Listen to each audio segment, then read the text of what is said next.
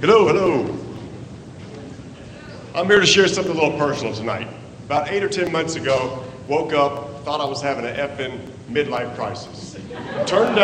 Basically turned out that it felt like my job, what I did for a living, was not really making any sense, providing no value.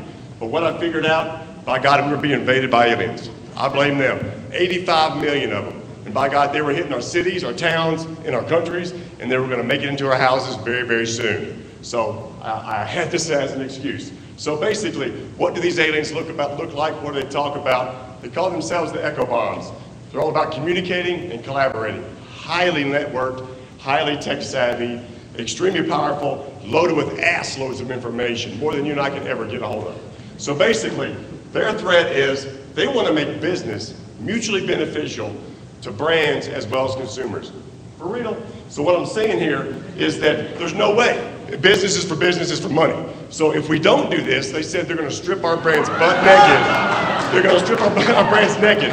So to prove I'm not crazy, I went and talked to Antonio, our eyewitness guy. He says if we don't hide our brands, hide our products, and hide our fucking agencies, we're done. So this is for real. So basically what I found out also is these aliens, they're not really vicious and malicious. They're not here for death and destruction. They just don't want the damn status quo anymore. They don't want it. This is their mantra. They're tired of it. They want something different. So, all that being said, enough of the drama. I'm Tim Engle, like I said, but basically I've been doing communications for 20 years. I've been trying to connect brands and consumers together to create something real and real trusting.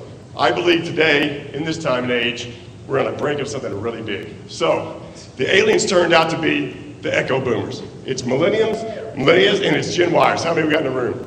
A bunch, I bet. Right, so you guys are going to be 100 million by 2015. You carry $185 billion in purchase power next year alone. That's insane. So, you guys grew up thinking Leonardo da Vinci was a turtle. I thought he was a Renaissance artist. I had to wait all year to see Willy Wonka. You guys could see it anytime because your grandma gave you the DVD. So, basically, I had to go to camp 2 weeks out of the year to try to meet somebody interesting from somewhere else. You guys can get on Facebook and Twitter and find somebody new anytime you want to. If you want to search for something, my ass had to go to the library to Encyclopedia Britannica to find something out. You guys can search Google. So really, as Dylan said in '64, basically, times were changing, and they were changing. But I'm telling you, now they're changing even more. These people, you boomers, basically have a lot of power. You can steer the car. If we try to get it back from us, you're going to run from us big time. So basically, I grew up thinking in my advertising world, I'd wear great suits and drink at lunch and talk about the great manipulation I perceived that day. So basically, it's not about doing great stuff, it's about doing even more. So the corporations got to get out of the ivory towers. We got to get out of the big conference rooms. We got to get on the street and talk to you guys. We got to collaborate, we got to engage, and we got to listen to you. So that's really what it's all about, because you guys are the king now. So anybody here play Mousetrap? Was it ever as good as it was on TV and on the box? Hell no, it wasn't. Because what happened is the damn ball got stuck in the tub, the thing wouldn't fall down, and it sucked. So if that happened today, it would go on Twitter and Facebook, that game would get crushed. So basically, we need dialogue, not monologue. Quick story.